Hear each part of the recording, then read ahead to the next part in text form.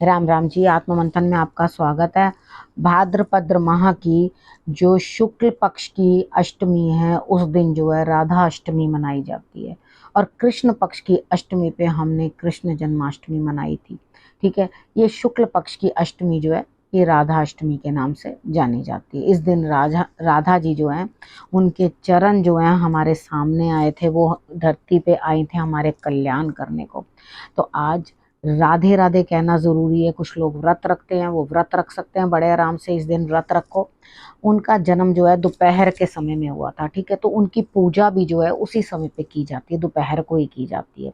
ठीक है, अब यहाँ पर क्या है, बरसाने में कभी आप चले जाओ तो वहाँ पे बड़े अच्छे से सेलिब्रेशन हो रही होती है। अगर यहाँ पर जो है उनका दिन है, उस दिन उनका जन्म उत्सव मनाया जाता है, तो खूब जो है फर्स्ट क्लास तरीके के साथ जो है उनका जन्मदिन मनाया जाता है। उधर आप जाओ तो देखोगे, एक तरफ राधा रानी का महल है, सुंदर बना हुआ, नीचे नगर दिखाई देता है, और एक जगह जो है राधा रानी के जो है दर्शन होते हैं वहां पर। तो हालांकि है तो जोड़े से ही दोनों। ठीक है, कृष्ण भगवान और राधा रानी एक साथ ही हैं, इकट्ठे ही मिले हुए, लेकिन वहां पे है राधा रानी का ही मंदिर बरसाने। कभी आपको सौभाग्य प्राप्त हो तो जरूर जाकर दर्शन करके आना। अगर कल जा रहे हो तो बहुत ही अच्छा, मेरा भी नमस्कार वहां पे कर देना।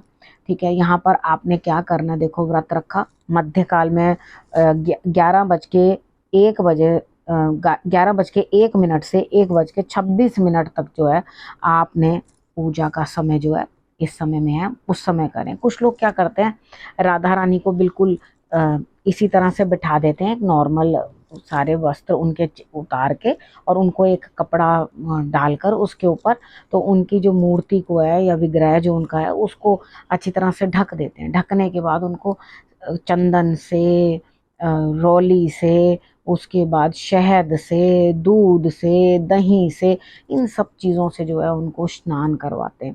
और कितने भक्तों ने तो, जैसे मुझसे कितने लोग जो बात डिस्कस करते हैं, कई बारी बताते हैं कि हम दर्शन करने गए, इस समय पर गए थे, तो हमने ये समय देखा था, तो कहते हैं कि बिल्कुल ऐसा दिखाई दे रहा था मुझे कि जैसे राधा रानी पानी डालने पे ऐसे ऐसे कर रही हैं। तो ये भाव देखो भक्त का कितना सुंदर है, कितना बढ़िया है, कि उसे ऐसा दिखाई दे रहा है कि वो राधा रानी पानी डालने से इस तरह से करके कर रही हैं। उनका पूरा फिर श्रृंगार किया जाता है बड़े अच्छे तरीके से।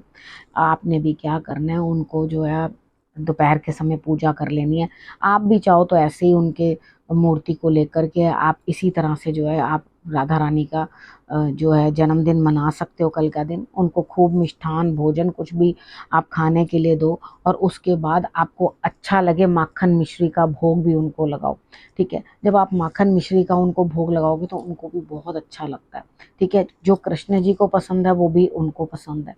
ठीक है, तो यहाँ आप उनको माखन मिश्री का भोग भी लगवाओ, उनको बहुत अच्छा लगेगा।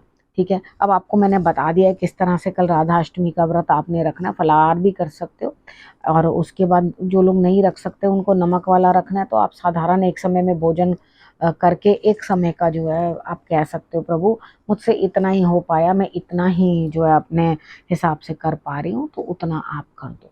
ठीक है, अब यहाँ पे अगर मोर पंख लगाकर आप उनके मुकुट के ऊपर, जब सर पे मुकुट डालोगे तो मोर पंख लगाओगे, तो आपको दोनों का ही आशीर्वाद प्राप्त होगा, यानी कि कृष्ण भगवान का भी और राधा जी का भी, दोनों का ही आपको आशीर्वाद जो है मिलेगा। ठीक है, तो ये सब आप कर देना, तो आपके लिए बहुत ही अच्छा रहने वाला है। जो अपने भाव से, जो भी प्रेम से बन पाए आपसे, वो आपने करना है। सबसे पहले क्या है, प्रेम आगे रख दो अपना, बाकी सब चीज़ें तो बाद में। अब आप याद रखना, 23 सितंबर को जो है उनका शनिवार वाले दिन आपने व्रत रखना है। ठीक है, और नहीं तो आपने पूजा करनी है। व्रत रखना है तो व्रत के बारे में आपको बता दिया मैंने, अपने व्रत कैसे रखना है। ठीक है, मध्याह्न में आपने जो है पूजा करनी है, क्योंकि उनका जन्म ही मध्याह्न में हुआ था। ठीक है, ये मैंने टाइम पीरियड भी आपको उसके अंदर बता दिया। ठीक है, अब उसके हिसाब से जो है आप पूजा पाठ अपने कर लेना, और राधा जी का जन्मदिन बहुत अच्छे हर्षोल्लास से मनाना। देखो राधे राधे करते हैं हम लोग, तो राधे का अर्थ ही यही होता है, राह दे, यानी कि हमें राह दिखाओ।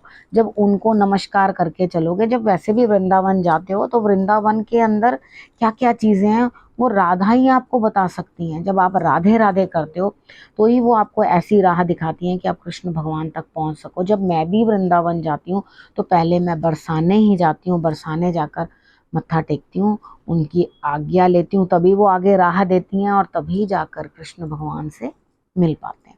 ठीक है, तो यहाँ पर आप अगर जा सकें तो बहुत अच्छी बात है, नहीं जा सकते हैं तो घर में ही वृंदावन बनाइए और यहाँ पर जो है पूजा अर्चना करिए। ठीक है, तुलसी के पत्ते जो हैं, और आपके पास इस समय में आपके अपने गार्डन में भी जो रेन लिलीज लगी होंगी तो उनको भी आप उनको चढ़ा सकते हो, अर्पण कर सकते हो। जितने भांति के फूल आप चढ़ा सकते हो चढ़ाओ, फूल चढ़ाओ, धूप दीप सब तरीके से जो है आप पूजन करो, और इस पूजन को अपने लिए जो है कृष्ण भगवान की प्रेम पाने के लिए, या उनके उनके राधा रानी का ही बहुत बड़ा महत्व है। तो कृष्ण भगवान तो खुद ही साथ खींचे चले आते हैं। जब आप बोलोगे राधे राधे तो प्रेम से सभी बोलो राधे राधे।